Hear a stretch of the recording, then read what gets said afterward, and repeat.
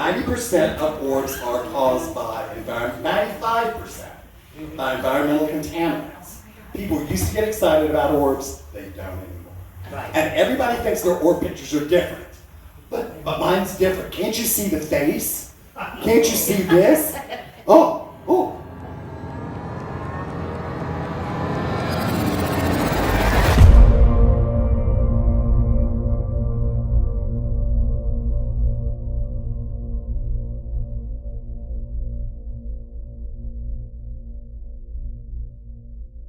90% of orbs are caused by 95% by environmental contaminants.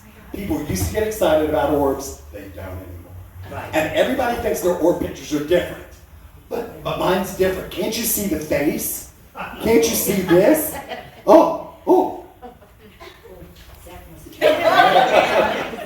No, girl, no. Now, what about the white light? You said the blue, that was you weren't able to. Yeah. Not really an orb, but it was just a light.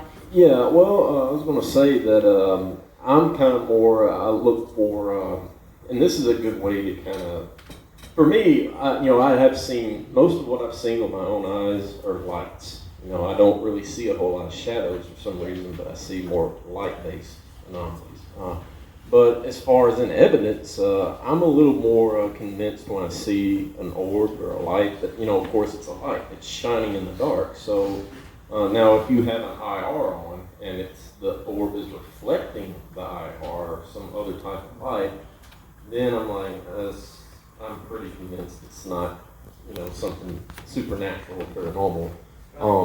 And even at times you may see it kind of float around and change direction, which is really odd. But then you also have air vents that can cause the dust to fly up and change direction too. So you really have to consider those things.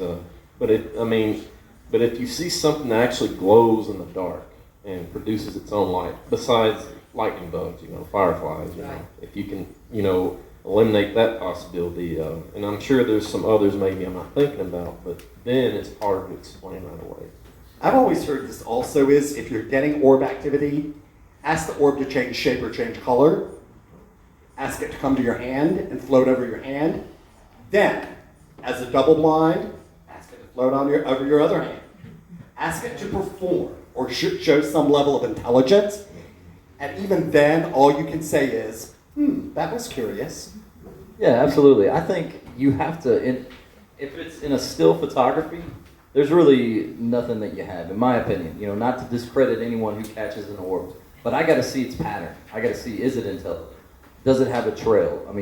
Because if you just capture a photo and there's some sort of orb in it, there's no way, unless you're there and you can recreate it, you really can't prove or disprove. We don't ever really get very excited about orbs, but I have seen orbs on video in IR perform and do things intelligently, and then you'll see an orb go towards like a broomstick, and then all of a sudden the broomstick will fly off the wall or knock down. That to me is a little more curious than just something that you find in a photo.